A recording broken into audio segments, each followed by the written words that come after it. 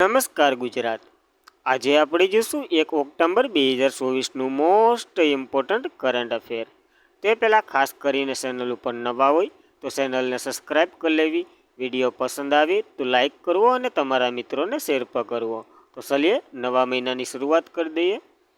તે પહેલાં તો કે છેલ્લા મહિનાનો એક છેલ્લો દિવસ જોઈ લઈએ, એટલે સપ્ટેમ્બર મહિનાનો છેલ્લો દિવસ જોઈ લઈએ।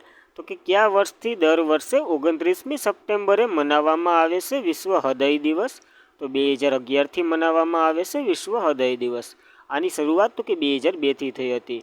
તો વિસ્તૃતમાં માહિતી લઈએ તો કે દર વર્ષે 29મી સપ્ટેમ્બરે મનાવવામાં આવતો વિશ્વ હૃદય દિવસ વિશે વાત કરીએ તો કાર્ડિયોવેસ્ક્યુલેટ સ્વાસ્થ્ય જાગૃત માટે વિશ્વ દીવા દાંડી તરીકે ઊભો રહે છે વિશ્વ હૃદય દિવસ।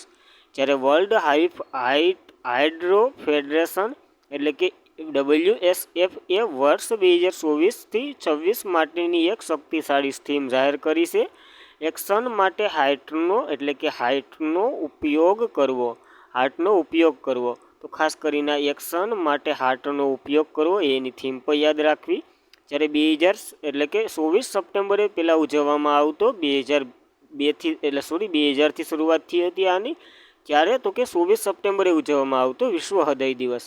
એ પછી તો કે વર્લ્ડ હાર્ટ ફેડરેશને 2011માં દર વર્ષે 29મી સપ્ટેમ્બરેની તારીખ નક્કી કરી અને ત્યારથી ઉજવવામાં આવે છે। તો વર્લ્ડ હાર્ટ ફેડરેશન વિશે વાત કરીએ તો તેની રચના 1999માં થઈ હતી। તો મારા ખ્યાલથી સમજાઈ ગયું હશે, ન સમજાઈ ગયું હોય તો એકવાર પાછું વાંચી લેવું। મેં 2-3 વાર વાંચ્યું તો એટલું માન સમજાવી શક્યો, તો ખાસ કરીને યાદ રાખવું। જો ટૂંકમાં માહિતી લઈએ તો 2000થી ઉજવવામાં આવે છે, ક્યારે તો કે 24 સપ્ટેમ્બરે ઉજવવામાં આવતો, અને પછી તો કે 2011થી વર્લ્ડ હાર્ટ ફેડરેશને આની તો કે 29 સપ્ટેમ્બરે ઉજવવાની જાહેરાત કરી અને ત્યારથી તો કે 29 ઓગસ્ટે ઉજવવામાં આવે છે। અને થીમ આપણા માટે આઈએમપી છે, કારણ કે 3-4 વર્ષની ભેરી આપી દીધી છે, 2024થી 2026 સુધી હાલશે।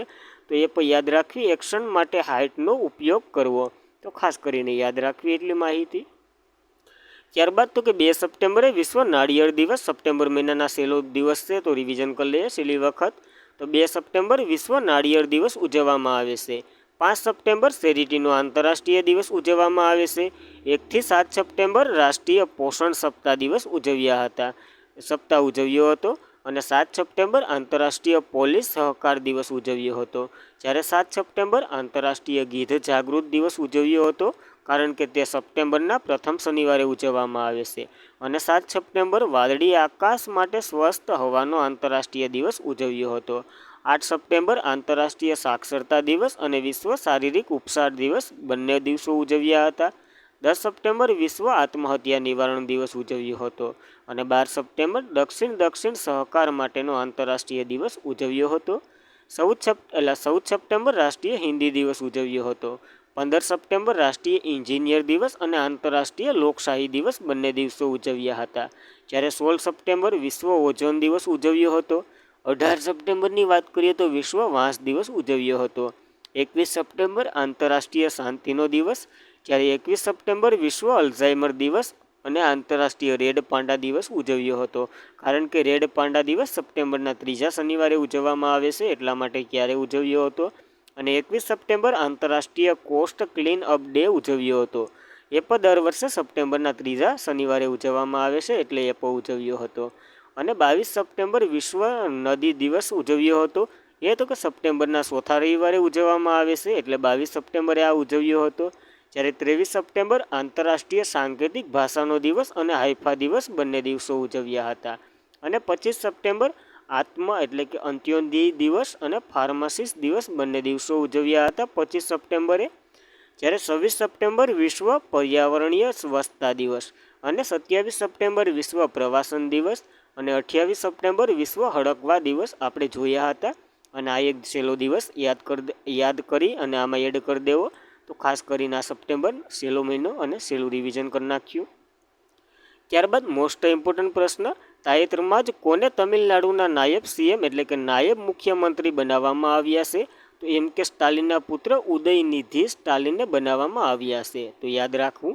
તો તમિલનાડુના મુખ્યમંત્રી MK સ્ટાલિનના પુત્ર ઉદયનિધિ સ્ટાલિનને રાજ્યના નવા નાયબ મુખ્યમંત્રી તરીકે શપથ લીધા છે, અને કેબિનેટમાં ફેરબદલી અને કેટલાક સભ્યોએ પણ ફેરબદલી કરવામાં આવી છે. આમાં આપણા માટે IMP આ હતો, કારણ કે ત્યાંનું મંત્રીમંડળ જાળીને આપણે શું કરવું.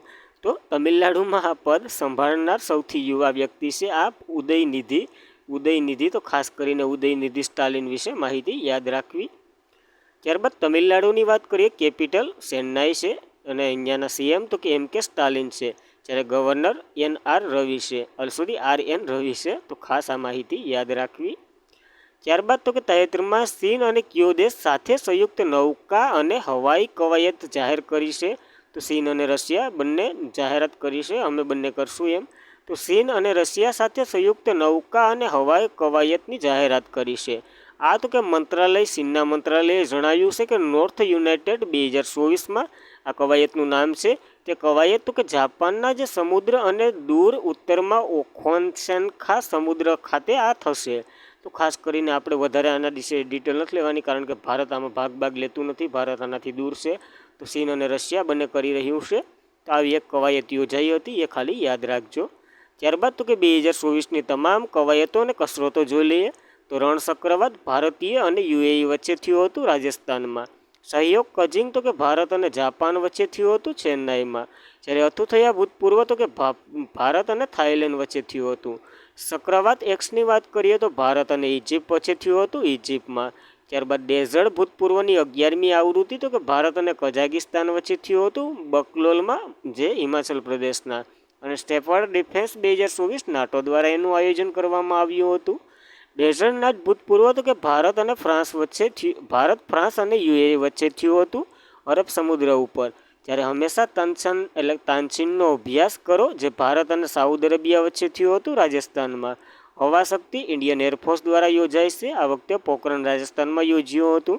જ્યારે મિલન ભૂતપૂર્વ ભારતીય નૌકાદળ દ્વારા યોજાય છે, વિશાખાપટ્ટનમમાં યોજાયું હતું. દોસ્તી ભૂતપૂર્વની વાત કરીએ તો ભારતીય, માલદીવ અને શ્રીલંકા ત્રણેય દેશો ભાગ લે છે. માલદીવમાં આ વખતનું આયોજન થયું હતું માલદીવના કેપિટલમાં. તો કેપિટલનું નામ કોમેન્ટ કરો. સમુદ્ર લક્ષ્મણ તો કે ભારત અને મલેશિયા વચ્ચે થાય છે, વિશાખાપટ્ટનમમાં આ વખતે યોજાયું હતું. ત્યારબાદ સી ડિફેન્સ ભૂતપૂર્વની વાત કરીએ તો ભારત અને US બંને દ્વારા પ્લોટ 2 આંદામાન નિકોબારનું કેપિટલ છે, ત્યાં યોજાયું હતું. અને આનું નામ હમણાં જ બદલાવ્યું છે, તો નવું નામ કોમેન્ટ કરો. કટલેરી એક્સપ્રેસ Xની વાત કરીએ તો INS તીરે 16 દેશોએ ભાગ લીધો હતો. એમાં ભારત તરફથી INS તીરે ભાગ લીધો હતો. સેલ્સનું કેપિટલ છે પ્લોટ વિક્ટોરિયા, ત્યાં આયોજન થયું હતું. લિમેટ્રી Xની વાત કરીએ તો ભારત અને સેલ્સ વચ્ચે સેલ્સમાં યોજાઈ હતી.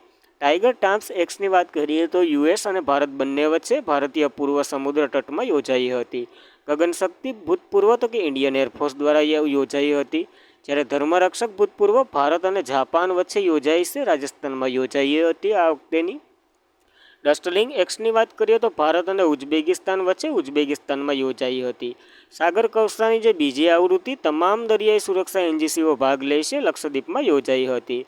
વિક્ટર હેઝની વાત કરીએ તો US સ્પેસ ફોર્સ એટલે કે પ્રથમ વખત અવકાશ યુદ્ધ કવાયત થઈ હતી. જ્યારે પૂર્વીય તરંગ પ્રેક્ટિસ જે ભારતની નૌકાદળ દ્વારા યોજાઈ છે અને ભારતના પૂર્વ સમુદ્ર તટમાં યોજાઈ હતી. ગગન સ્ટ્રાઇક ભારતીય આર્મી અને એરફોર્સ બંને દ્વારા યોજાઈ છે, પંજાબમાં યોજાઈ હતી. તાકાત કસરતોની વાત કરીએ તો ભારત અને ફ્રાન્સ મેઘાલયના ઉમરોઈમાં આ વખતેની યોજાઈ હતી. ત્યારબાદ તો કે કંપન પ્રેક્ટિસ જે ભારત અને US બંને દ્વારા યોજાઈ છે, કોલકાતામાંનું આયોજન થયું હતું. લાલ ધ્વજ પ્રેક્ટિસ જે બહુપક્ષીય કસરત છે, ભારતે ભાગ લીધો હતો. અલાસ્કા USનું જે એક શહેર છે, ત્યાં યોજાઈ હતી. રિમ્પેક્સ તો કે બહુપક્ષીય કસરત છે, ભારતે ભાગ લીધો હતો. હવાઈ US ખાતે જ યોજાઈ હતી. અને જીમેક્સ જે ભારત અને જાપાનમાં આ વખતે યોજાઈ હતી. તરંગ શક્તિ ઇન્ડિયન એરફોર્સ દ્વારા યોજાઈ છે. ઓપેક્સ પ્રેક્ટિસ તો કે ભારત અને ઇજિપ્ત દ્વારા ઇજિપ્તમાં આ વખતે યોજાઈ હતી. ત્યારબાદ મિત્રતાની પ્રથા જે ભારત અને થાઈલેન્ડ વચ્ચે થાઈલેન્ડમાં યોજાઈ હતી. ઉદાર શક્તિ જે ભારત અને મલેશિયામાં આ વખતે યોજાઈ હતી. અને મિત્ર શક્તિ જે ભારત અને શ્રીલંકામાં આ વખતે યોજાઈ હતી આ કવાયત. જ્યારે પર્વત પ્રહાર જે ભારતીય સેના દ્વારા યોજાય છે, લદ્દાખમાં યોજાઈ હતી. અને વરુણ કવાયત જે ભારત અને ફ્રાન્સ વચ્ચે યોજાય છે, ભૂમધ્ય સાગરમાં આ વખતે યોજાઈ હતી. જ્યારે યુદ્ધ અભ્યાસ 2024 ભારત અને US વચ્ચે રાજસ્થાનમાં આ વખતનું આયોજન થયું હતું. ત્યારબાદ તો કે અલ નજહ કવાયત જે આર્મી વચ્ચે થાય છે, ભારતની આર્મી અને ઓમાનની આર્મી બંનેએ ભાગ લીધો હતો ઓમાનમાં. જ્યારે ઈસ્ટર્ન બ્રિજ એક્સ જે હવાઈ એટલે કે એરફોર્સ દ્વારા યોજાય છે, જે ભારતની એરફોર્સ અને ઓમાનની એરફોર્સ બંનેએ ઓમાનમાં આ વખતે કવાયત કરી હતી. જ્યારે નસીમ અલ બહાત જે નૌકાદળની કવાયત છે, ભારતની નૌકાદળ અને ઓમાનની નૌકાદળ તો કે ઓમાન નવેમ્બર 2024 દરમિયાન ઓમાનમાં આનું આયોજન થવાનું છે. તો ભારતની નૌકાદળ ભાગ લેવા જશે. તો ખાસ કરીને યાદ રાખવી, આ કવાયતો 2024ની તમામ આવી ગઈ. ત્યારબાદ રાષ્ટ્રપતિએ ઉત્તર પૂર્વ પર ધ્યાન કેન્દ્રિત કરવા માટે કયા સ્થળે 8મા કલા મહોત્સવનું ઉદ્ઘાટન કર્યું છે? તો તેલંગાણામાં કર્યું છે આ ઉદ્ઘાટન. તો રાષ્ટ્રપતિ ઉત્તર પૂર્વ પર ધ્યાન કેન્દ્રિત કરી 8મા કલા મહોત્સવનું ઉદ્ઘાટન કર્યું છે. અને રાષ્ટ્રપતિ દ્રૌપદી મુર્મુએ 28 સપ્ટેમ્બર 2024ના રોજ જે રાષ્ટ્રપતિ નિલયમ સિકંદરાબાદ તેલંગાણા ખાતે આવેલું છે, ત્યાં તો કે ઉત્તર પૂર્વ રાજ્ય પર કેન્દ્રિત 8મા ભારતીય કલા મહોત્સવનું ઉદ્ઘાટન કર્યું છે. આપણે ટૂંકમાં યાદ રાખવાનું, રાષ્ટ્રપતિએ ઉત્તર પૂર્વ પર ધ્યાન કેન્દ્રિત કરવા માટે તેલંગાણામાં આ કેન્દ્ર એટલે કે 8મા ભારતીય કલા મહોત્સવનું ઉદ્ઘાટન કર્યું છે. અને 8 દિવસીય ભારતીય કલા મહોત્સવ હાલશે, જે તો કે 29 સપ્ટેમ્બરથી 6 ઓક્ટોબર 2024 દરમિયાન આની મુલાકાત લેવા જશે લોકો. તો ખાસ કરીને આ માહિતી યાદ રાખવી. ત્યારબાદ રાષ્ટ્રપતિ મુર્મુ તેલંગાણામાં 1 દિવસીય મુલાકાત લીધી હતી. અને અગાઉ તો કે રાષ્ટ્રપતિ હૈદરાબાદ ખાતે જે તેલંગાણા ખાતે નેશનલ એકેડેમી ઓફ લિવિંગ એટલે લીગલ સ્કિક એન્ડ રિસર્ચ યુનિવર્સિટી ઓફ લોના 21મા કોન્ફરન્સમાં હાજરી આપી હતી. તો આ એક પોઈન્ટ આની સાથે યાદ રાખવું. ત્યારબાદ તેલંગાણાની વાત કરીએ તો કેપિટલ હૈદરાબાદ છે. સીએમ તો કે રેવંત રેડ્ડી છે અને રાજ્યપાલ તો કે જિષ્ણુદેવ વર્મા છે. તો ખાસ કરીને આ બેઝિક માહિતી યાદ રાખવાની જ હોય. ત્યારબાદ 33મા ધ ઇન્ડિયન ન્યૂઝપેપર સોસાયટીના પ્રમુખ તરીકે કોને ચૂંટવામાં આવ્યા છે? તો શ્રેયસ કુમારની ચૂંટણી થઈ છે આમાં, એટલે કે વિજેતા થયા છે. તો આઈએનએસ એટલે કે આઈએનએસ એની વાત કરીએ તો નવા પ્રમુખ તરીકે શ્રેષ્ઠ કુમારની અધ્યક્ષતાની ચૂંટણી એટલે કે શ્રેષ્ઠ કુમારની જે અધ્યક્ષતાની ચૂંટણી હતી એમાં તે જીત્યા છે. હવે એમવી શ્રેયસ કુમાર દેશના અખબારો, સામાજિક સામયિકો અને પ્રકાશનોની સર્વ સંસ્થા જેનું નામ તો કે ધ ઇન્ડિયન ન્યૂઝપેપર સોસાયટીના પ્રમુખ તરીકે ચૂંટાયા છે. અને તેઓ આજે સમાજમાં રાકેશ શર્માનું સ્થાન લેશે. તો ખાસ કરીને કોનું સ્થાન લેશે અને કોણ બન્યા છે એ ખાસ આપણા માટે આઈએમપી તો યાદ રાખવા. શ્રેયસ કુમાર જે રાજકારણ સાથે સંકળાયેલા છે. જ્યારે આઈએનએસની વાત કરીએ તો વિશે તો ભારતમાં અખબારો અને સામયિકો અને પરિભ્રમણ આંકડાઓ પ્રમાણિત કરવા માટેની સ્વાતંત્ર્ય સંસ્થા છે, જે ભારતમાં પ્રેસ સ્વાતંત્ર્ય રક્ષણ અને પ્રોત્સાહનની મુખ્ય ભૂમિકા ભજવે છે આ આઈએનએસ. તો ખાસ કરીને એટલી માહિતી યાદ રાખવી. તમને બધીને ખબર છે કે આઈએનએસ જે સિકંદરને તબાહીને વગેરે જહાજો હાલે એ નહીં, આ અલગ છે. તો IWF junior world weight lifting championship 2024માં મેડલ જીતનાર એકમાત્ર ભારતીય કોણ બન્યા છે? તો ધનુષ લોંગાનાથન બન્યા છે. તો ખાસ આપણા માટે આઈએમપી, કારણ કે એક જ મેડલ લઈને આવ્યા છે તે, બીજા કોઈ એમને ખાલી આવ્યા. તો ધનુષ જુનિયર વર્લ્ડ વેઇટલિફ્ટ ચેમ્પિયનશિપમાં એકમાત્ર મેડલ લઈને આવ્યા છે. 17 વર્ષીય ધનુષ લોંગાનાથન IW એટલે કે ઇન્ડિયન વેઇટલિફ્ટ ચેમ્પિયનશિપ એટલે કે ફેડરેશન જે જુનિયર વર્લ્ડ વેઇટલિફ્ટિંગ ચેમ્પિયનશિપ 2024માં મેડલ જીતનાર એકમાત્ર ભારતીય છે. અને આ તો કે બ્રોન્ઝ મેડલ લઈને આવ્યા છે. જ્યારે મેક્સિકોના ગુઆલાજામાં આયોજિત આનું આયોજન તો કે મેક્સિકોમાં થયું હતું. અને આવૃત્તિ જે ભારતમાં પણ એક મેડલ જીતનાર નિષ્ફળ રહ્યું છે. તો ભારત એક જ મેડલ લઈને આવ્યું છે, બીજું એક મેડલ છે આગળ પણ એ નિષ્ફળ રહ્યું છે. તો એના વિશે પણ માહિતી લેશું. તો ધનુષ લોંગબહતનને પુરુષની 55 કિલોની ઇવેન્ટમાં બ્રોન્ઝ મેડલ જીત્યો છે. તો ખાસ કરીને કઈ ઇવેન્ટમાં મેડલ જીત્યો? તો કે 55 કિલો ઇવેન્ટમાં બ્રોન્ઝ મેડલ જીત્યો છે. તો આના વિશે માહિતી યાદ રાખવી. ત્યારબાદ આ એક છે જે માર્ટિના દેવી બોમ્માએ 85 કિલો મહિલા વર્ગમાં 2 રાષ્ટ્રનો રેકોર્ડ બનાવ્યો, પરંતુ તે મેડલમાં નિષ્ફળતા રહી, એટલે મેડલ ન લાવ્યા. ઓલો ખાલી બ્રોન્ઝ મેડલ લાવ્યા છે ધનુષ, તો યાદ રાખવા. અને આંતરરાષ્ટ્રીય વેટલિફ્ટ ફેડરેશનની વાત કરીએ તો તેમની રચના 1905માં થઈ હતી. મુખ્ય મથક તો કે લોસન સ્વિટ્ઝરલેન્ડમાં આવેલું છે. અને પ્રમુખ તો કે મોહમ્મદ જલુંદ છે. તો ખાસ કરીને એટલી માહિતી યાદ રાખવી આના વિશે. ત્યારબાદ 33માં જ કયા દેશ દ્વારા પહેલીવાર શાહેદ 136B ડોન અને જેહાદ બેલેસ્ટિક મિસાઇલનું પરીક્ષણ એટલે કે પ્રદર્શન કરવામાં આવ્યું છે? તો ઈરાક દ્વારા કરવામાં આવ્યું છે. તો મધ્ય અને પૂર્વમાં વધી રહેલી તણાવ વચ્ચે ઈરાકે પહેલીવાર શાહેદ 136B ડ્રોન અને જેહાદ બેલેસ્ટિક મિસાઇલનું પ્રદર્શન કર્યું છે. પહેલીવાર કર્યું એટલા માટે આપણે IMP તો ખાલી આ ટૂંકમાં જ યાદ રાખવાનું. 136B ડ્રોન અને જેહાદ બેલેસ્ટિક મિસાઇલનું પ્રદર્શન કર્યું છે ઈરાન દ્વારા. તો ઈરાન વિશે માહિતી લઈએ. કેપિટલ તેહરાન છે, ચલણ તો કે ઈરાની રિયાદ છે, અને પ્રેસિડેન્ટ હાલત નવા બન્યા છે મહેમૂદ અહમદીનેજાદ. તો ખાસ યાદ રાખવી માહિતી. ત્યારબાદ કયા દેશના અવકાશ યાત્રીઓએ ઓલેગ કોનેન્ડિંગ અને નિકોલાસુબ ઇન્ટરનેશનલ સ્પેસ સ્ટેશન પર સૌથી લાંબો સિંગલ મિશન માટે નવો રેકોર્ડ બનાવ્યો છે? એટલે કે સૌથી લાંબા સમય રોકાય અને અહીંયા નવો રેકોર્ડ બનાવ્યો છે. તો આ બંને કયા દેશના છે? તો કે રશિયાના છે. તો ખાસ યાદ રાખવું. તો કે રશિયન અવકાશ યાત્રી ઓલેગ કોનોકોડ અને નિકોલાઈ સુબે જે ઇન્ટરનેશનલ સ્પેસ સ્ટેશન પર સૌથી લાંબા સિંગલ મિશન માટે રોકાય અને નવો રેકોર્ડ બનાવ્યો છે. જે તો કે અગાઉ તો કે કોન્ટેન્કો અને સુબે જે અવકાશની સૌથી લાંબી સમય સુધી રહેનાર એની પાસે આ રેકોર્ડ હતો, એનો રેકોર્ડ તોડ નાખ્યો. અને આ ત્રણ ગયા વર્ષે ઇન્ટરનેશનલ સ્પેસ સ્ટેશનમાં 370 દિવસ પસાર કરી અગાઉ નવો રેકોર્ડ બનાવ્યો હતો. તો ખાસ કરીને આ બંને વિશે યાદ રાખવી. ત્યારબાદ તો કે ભારતના લક્ષ્યો વિશે વાત કરીએ. આ બધી ઉપરનું તો એ કેટલા દિવસ રોકાયા અને કેનામાં ગયા હતા ને એવું કંઈ આપણે યાદ રાખવાની જરૂર નથી. તો ભારતના 2 લક્ષ્યો ખાસ કરીને યાદ રાખવું. ભારત તો કે ચંદ્ર પર સ્પેસ સ્ટેશન તો કે 2035 સુધીમાં તૈયાર કરી દેશે અને ચંદ્ર ઉપર માણસને મોકલશે 2040 સુધીમાં. તો ખાસ કરીને આ યાદ રાખવું. અને ચંદ્રયાન 4ની તમને બધીને ખબર છે 2027 સુધીમાં ઉડાડી મૂકવાની જે માહિતી આપણી મેળે આવી હતી એના વિશે માહિતી લીધી હતી. ત્યારબાદ કઈ હાઈકોર્ટ દ્વારા કેન્દ્ર પ્રસ્થાપિત ફેક્ટ ચેકિંગ યુનિટને અમાન્ય જાહેર કરી દીધું છે? તો બોમ્બે હાઈકોર્ટે આ પ્રસ્તાવ મૂક્યો છે. તો બોમ્બે હાઈકોર્ટ કેન્દ્રના પ્રસ્થાપિત જે ફેક્ટ ચેકિંગ યુનિટને શા માટે અમાન્ય કરી દીધું છે? હવે પહેલાં તો આ ફેક્ટ ચેકિંગ વિશે માહિતી લઈએ. તો એ IT મંત્રાલય દ્વારા એના મંત્રી તો કે અશ્વિની વૈષ્ણવ છે. ક્યારે? તો કે 2021-22માં આને લોન્ચ કરવામાં આવ્યું હતું. આ તો કે કોઈકની પર્સનલ જે એકાઉન્ટ ને સોશિયલ મીડિયા અને વગેરેમાં જે માહિતી બધી હોય એ તો કે પોતાની રીતના હાસિલ કરશે અને જેમાંથી તે ઓળખી શકે એવી માહિતી હતી. તો એના વિશે આ લોન્ચ કરવામાં આવ્યું હતું. આને તો કે બોમ્બે હાઈકોર્ટ દ્વારા અમાન્ય જાહેર કરી દીધું છે. તો જ્યારે 20 સપ્ટેમ્બરના રોજ બોમ્બે હાઈકોર્ટે ચુકાદો ઇન્ફોર્મેશન અને ટેકનોલોજી જે IT નિગમ 2021માં ગેરબંધારણીય અને અસ્પષ્ટ ગણાવ્યું છે. જેણે તો કે કેન્દ્રને બનાવટી અથવા તો નકલી ઓળખ માટે ફેક્ટ ચેક યુનિટ સ્થાપિત કરવાની સત્તા આપી છે. તો ખાસ કરીને આવ્યું છે કે યાદ રાખવું. ત્યારબાદ આફતોની તબાહી થયેલા દેશોને મદદ કરવા માટે નુકસાન અને નુકસાન પ્રતિસાદ માટે ફંડના પ્રથમ ડિરેક્ટર તરીકે કોને બનાવવામાં આવ્યા છે?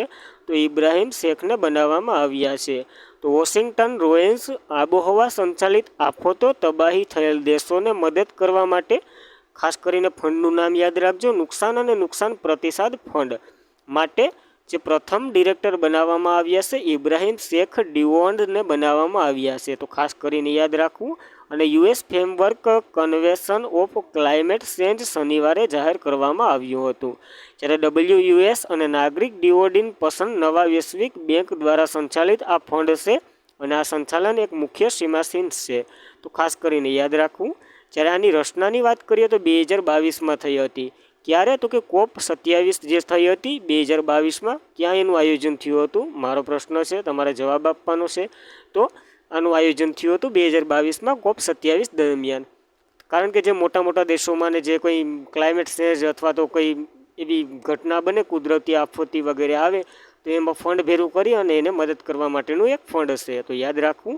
તો નુકસાન અને નુકસાન પ્રતિસાદ માટેનું ફંડ જેનું હેડક્વાર્ટર તો કે ફિલિપાઇન્સમાં આવેલું છે. તો ખાસ કરીને આ પોઈન્ટ એક નોંધવો. ત્યારબાદ તો કે કાલના પ્રશ્નોનું રિવિઝન કરી લઈએ. તે પહેલાં ખાસ કરીને ચેનલ ઉપર નવા હોય તો ચેનલને સબસ્ક્રાઈબ કરવી, વિડીયો પસંદ આવે તો લાઇક કરવો અને તમારા મિત્રોને શેર પણ કરવો. તો ચલીએ શરૂ કરીએ હવે કાલના પ્રશ્નોનું રિવિઝન.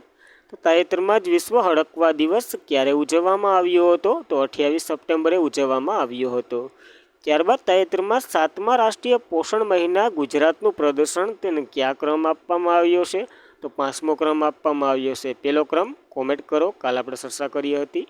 ત્યારબાદ તાજેતરમાં જ મહારાષ્ટ્ર રાજ્યના નાગપુરમાં કોના દ્વારા ઓક્સિજન પાર્કનું ઉદ્ઘાટન કરવામાં આવ્યું છે? તો તો આપણા માર્ગ અને પરિવહન મંત્રાલયના મંત્રી નીતિન ગડકરી દ્વારા આનું ઉદ્ઘાટન કરવામાં આવ્યું હતું. ત્યારબાદ તાજેતરમાં જ પ્રકાશિત થયેલ વર્લ્ડ ટેલેન્ટ રેન્કિંગ 2024માં ટોચનો દેશ કયો છે? તો સ્વિટ્ઝરલેન્ડ ટોચનો દેશ છે. તો ભારતને કયું સ્થાન મળ્યું હતું? કોમેન્ટ કરો. ત્યારબાદ તાજેતરમાં જ માર્કેન્ડિયા સમુદાય જંગલમાં વસવાટ અધિકાર મેળવ્યા માટે છઠ્ઠું ખાસ કરીને પીવીટીઝી બનાવ્યું છે. તો તે કયા દેશમાં વસવાટ કરતો સમુદાય છે? તો ઓડિશામાં વસવાટ કરતો સમુદાય છે. ત્યારબાદ તાજેતરમાં જ ડ્રેક બાઓએ ક્રિકેટના તમામ ફોર્મેટમાંથી નિવૃત્તિ જાહેર કરી છે. તો કે સાઉથ આફ્રિકાના ખેલાડી છે. અને બુકર વિજેતા લેખિકા અરુંધતી રોય શમશાણીઓની પ્રથમ કૃતિ કયા નામે પ્રકાશિત કરવામાં આવશે?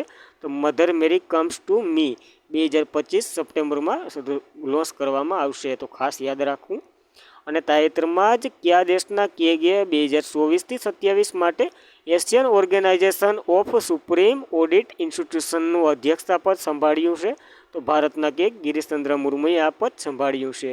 ત્યારબાદ તાજેતરમાં જ KKN દારૂવાલાનું 87 વર્ષની વયે અવસાન થયું છે. તો કે લેખક ક્ષેત્ર સાથે જોડાયેલા હતા. અને તાજેતરમાં જ ઇથેનોલ ઉત્પાદન ભારતમાં વિશ્વના સ્થળે કયું સ્થાન હાસિલ કર્યું છે? તો ભારતે 3જું સ્થાન હાસિલ કર્યું છે. તો આજના માટે એટલું. ખાસ કરીને વિડીયો પસંદ આવે તો લાઈક કરવો, તમારા મિત્રોને શેર કરવો અને સાહેબની માહિતી બિરદાવવા માટે એક મસ્તીની કોમેન્ટ પકડ દેવી. તો thank you for watching this video. જય હિન્દ, જય ભારત.